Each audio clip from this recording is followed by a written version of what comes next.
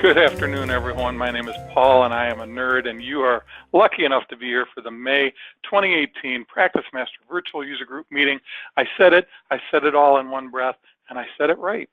I didn't call it the Tabs 3 Virtual User Group meeting like I got messed up last time. Today, we are talking about replicating batches of AOP records. Mary Jo will explain what that means and how to do it. And I am talking about how to make sure that you have a local install, and if you don't, how to get a local install. And so, without further ado, I am going to press all the right buttons and get us out of here and get into PracticeMaster, where we can talk about replicating a batch. Okay, so when we're talking about replicating, first off, I want to tell you, what are we talking about? What are we going to replicate? So in this demo today, we're going to do area practice files. That's what we're talking about. And what is an area practice file? So if I look at the client file over here, and I go to, let's go out to I was going to go to Mega Builders. Where's the Mega Construction, dude? We got all kinds of different things in here. Okay, let's look at our divorce. Let's see what we got. So area practice files are actually list files. So they're things that you can keep track of, medical providers or opposing counsel, or some, when you have a lot of different people or entities that you have attached to a matter or case, and it's specific to a certain area of practice. So when we look at this one, all of these things over here, these spouses information, children of marriage, all of these are area practice files. They're only showing up when I'm on an area practice of, in this case, it's probably going to be family law. So if I were on a different case, they might have a different area practice. They may have different tabs that show up that are related to that area practice. So when I'm talking about replicating these area practice files, this is what I'm talking about. We might have, let me find one in here. Let's say that we want children of marriage, and it went over here on my side. And so we've got a couple of children of marriage. And let's say that Kelly White comes back and she has another matter, and there's still the same children of marriage, and I just want to copy this whole area of practice and move it to that other matter. That's what I'm talking about doing here. And you can see this list, there's only 2, but think about this as medical providers. There might be, 10, 20, 50 medical providers that you want to copy from one matter to another, or maybe from one client to another, depending on what it is. So when we come in to copy this information, I don't want to have to just go re-enter it under the new matter. I want to grab this and then move it over to that other one. So there's a couple things that we can do here. First off, I'm going to go under File, and let's say we just have, 1 or 2 to move. We don't have a whole bunch of them, just 1 or 2. We can go into File, Open. We're going to go over to All Other Files. And when we get here, all of the area of practice files are going to be listed under a section called Area of Practice. So it may be closed up like this when you get in. Just hit the plus sign. Then we're going to go to the area of practice that we're looking for, that we want to copy from. So in this case, we're in family law. And then we're going to go into the actual file that we want to copy. So this was children of marriage. Now, just to show you, if I were in workers' comp, I might have some other different things here, witnesses and defendants and things like that, that maybe I want to copy a whole list of defendants from one matter to another, or one client to another, and so on. So you can get the idea of what we're doing here. So I'm going to go into the family law, and I'm going to go into children of marriage and bring up that list. So I'm just going to select it here and say OK. Now I've got just that list up here. So let's say I just have 1 or 2. The easiest way to do this is just to go ahead and click on the first record that I have here, and then either I can do a Control-R to open a new client record window, and then I can go ahead and type in that new client ID. So I'm just going to hit Control on my keyboard, the letter R, and it asks me which one do I want to replicate this to. And I can put this to another matter, and it's going to go ahead and create that one record. So 1 or 2, that's not a big deal. I could just do that replicate that way. But what if I have a whole bunch of them, and I don't want to have to click on every single one of these to move them? So I'm going to still use Kelly White as my example because I'm in sample data, and I know she's got a couple. But let's say I want to move both of these at the same time. So I do the same thing. I'm in File, and then I went to open, and I'm going to go to all of their files. And when I get there, I'm going to go ahead and click the children of marriage, and it's going to bring me back out to this list. And at that point, I can either hit Control and pick and choose which files I want to actually copy, or I can just select the top one, and then I can hit Shift and go to the bottom one and select a big group of them. Or I can combine that. I can do a Shift and then Control, pick and choose the others. But once I have all of the records that I actually want to copy from one matter to another, then what I'm going to do is I'm going to go up to my Action tab. So I'm going to right-click, I'm sorry, not tab, I'm sorry. We're going to right-click on those, and we're going to go to the action. And then right here, there is a batch replicate option. So what that means is I can take all of these records at one time. So if you picture I have 30 of these or something, I can select them all, hit right-click, choose action, and then we're going to go ahead and we're going to choose batch replicate. At that point, it's going to ask me to put it onto another matter. So in this case, I'm just going to pick another Kelly White matter. We'll put it on the divorce matter. And I don't know if that's the one I'm on right now, probably. So does she even have another matter in our test? Oh, gotcha. Yeah, I'm not sure if this is going to be the best example, but I would pick my client that I want to replicate them on and say OK. And it did do it. You can see that was actually a good example because I could show up, it pop right on the screen for me. I've replicated it into itself, but you would pick another matter, and it would then instantly create those records then on that new matter. Well, actually, you haven't replicated it into yourself. This is the entire children of marriage file, and it only had 2 records. Gotcha. Okay. So one important thing to note is that when you do open that file, open all other files, area practice, family law, children of marriage, you're going to see all the children of marriage from all of your family law cases. And you're probably going to want to sort by client ID and get to that particular client. Yes. And I did replicate it into itself, but it's just showing you that that's all I had out here. Yeah, exactly. So if I were to go back out and look at client 850, there it is duplicated on there for client 850. But it is showing on that same window, which was good because you saw it just pop in there and it was there. So I'm back on that children of marriage tab, and there it is. So you can see where this can save you a lot of time if you've got several medical providers or several opposing counsels, and you're using them again and again on certain other matters. You can grab them very quickly, and you can copy them over to that matter without having to re-enter each individual record. Oh? This is one of those things that Mary Jo and I found, and we're like, wow, we did not know we could do this. And we run into these every once in a while, and this one was really cool. Now, I will point out that this is only for area practice files. So if you have what we call common client related files, the most people is the most common of the common client related files, it doesn't work there. Now, I will also tell you that we have asked Brian, our friend Brian, and product management at Software Technology, why it doesn't work there. And his answer was, I don't know. I don't see a reason it shouldn't. And he's checking to see if we can't get that same functionality there.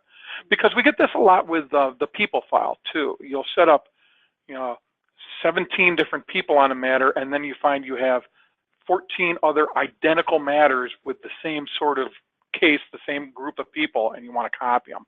I was going to see if I had extra things out here, but there's nothing in sample data. So yeah, I was just looking to give you another example, but unfortunately I don't have any. Great though, in area practice files, like Mary Jo said, for medical providers, expert witnesses, if you're defending 4 different people that are all being sued by the same plaintiff, they're going to have the same medical providers, the same medical records, the same expert witnesses, virtually the same everything when it comes to those area practice files. And being able to replicate them this way is very cool. And I was just on this one here, Paul, that this would be a good example too, with this mega construction corp. Or the board of directors. Yeah, your board of directors, your officers, all of those are things they're going to repeat for every matter for mega construction. That would be good on business if you're doing like family business law, then those board of directors are going to be the same for all those family businesses, because a lot of those families will start multiple businesses. Yeah, good example. Okay. I am talking about a local install. Oh, and by the way, you're looking at version 19. Don't tell anybody, we might get in trouble. I am going to talk about a local install and why that's important. So here we are in our NFR copy of PracticeMaster, which we just run from the server. We don't have a local install for this.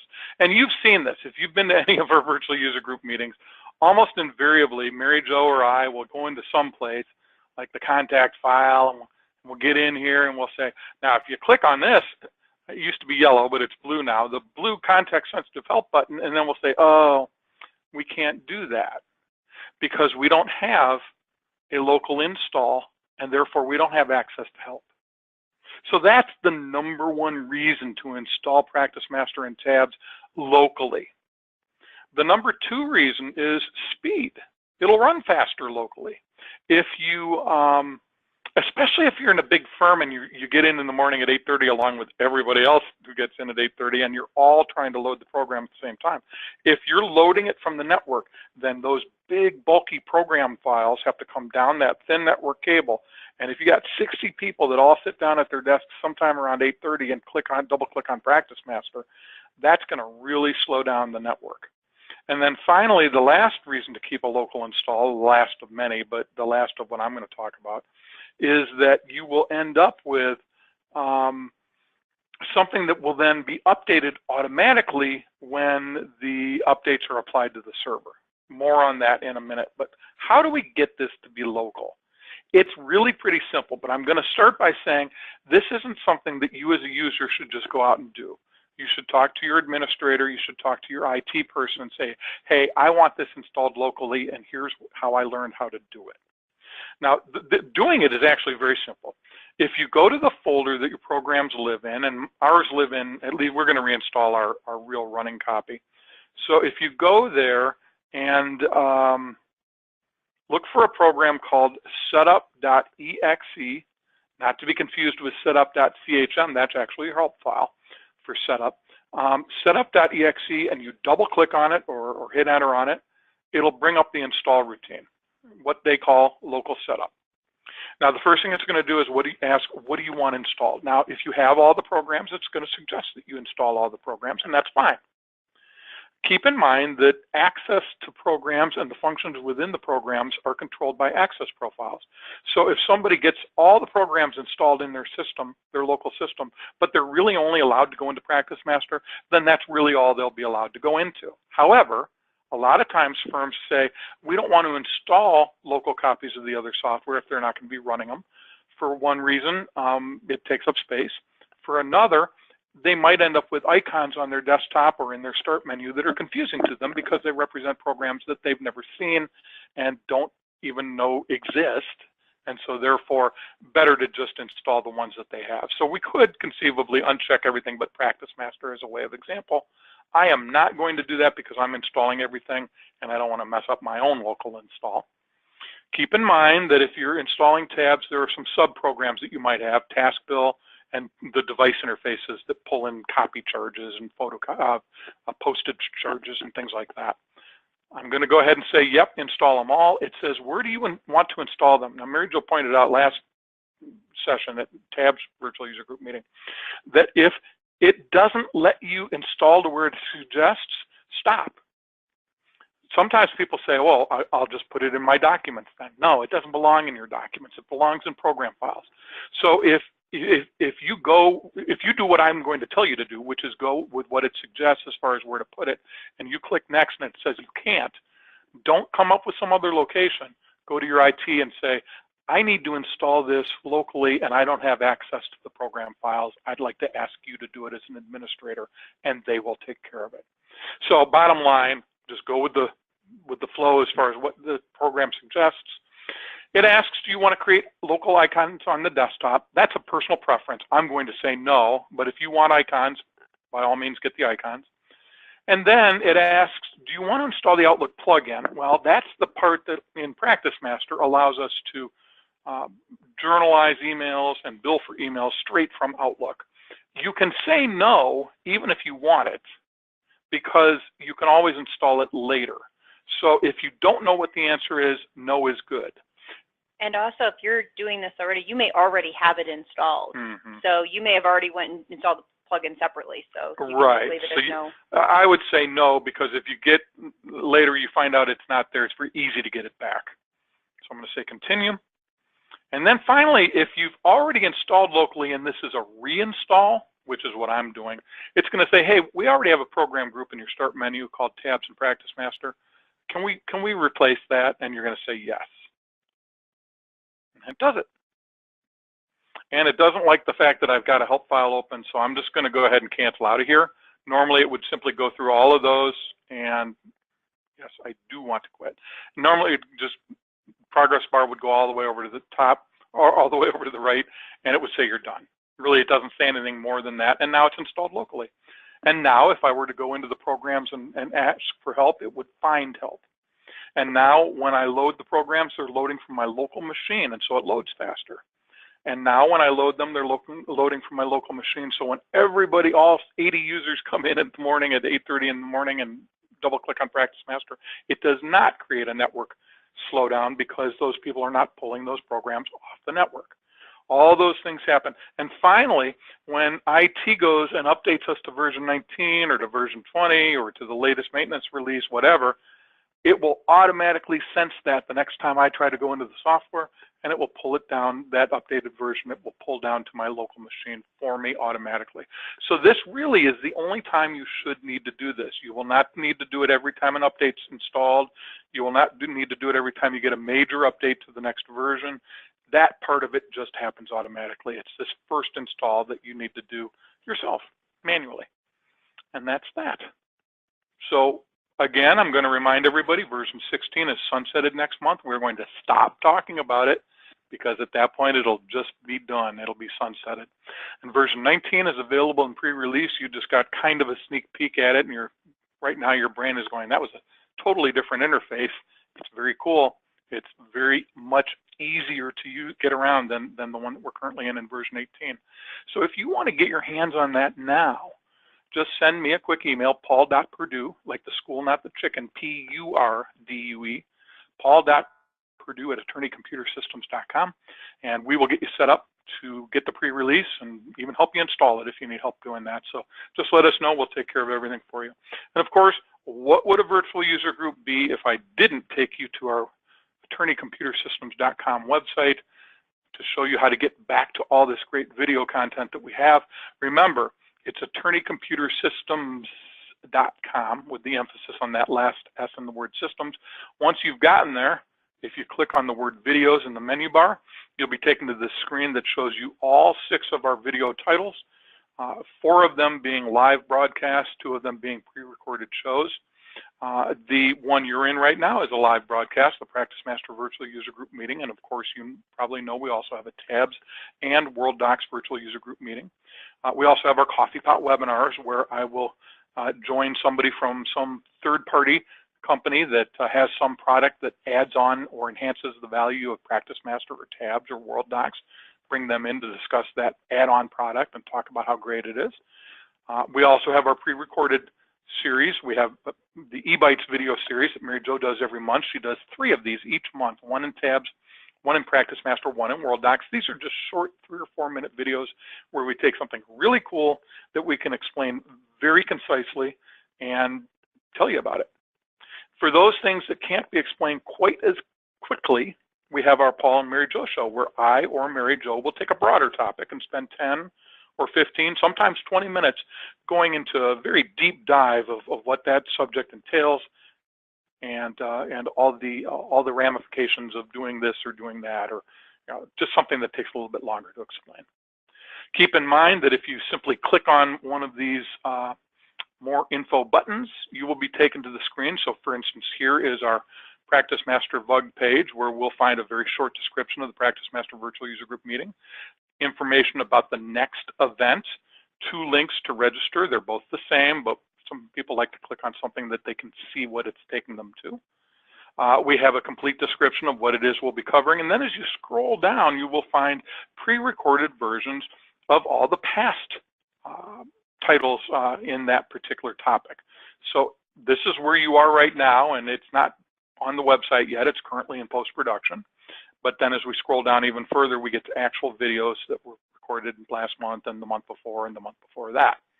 We, of course, have a search bar up here, so you can get to the content that's specific to what you're looking for, or you can just come into the one of the VUGs and start browsing and see what strikes your fancy. But by all means, these videos are available 24 hours a day, 7 days a week, 365 days a year, except leap year.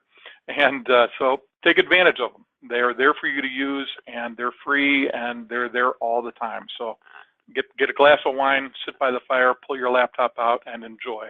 Everybody have a good rest of the day and a good rest of the month, and we will see you in June. Thanks. Bye-bye.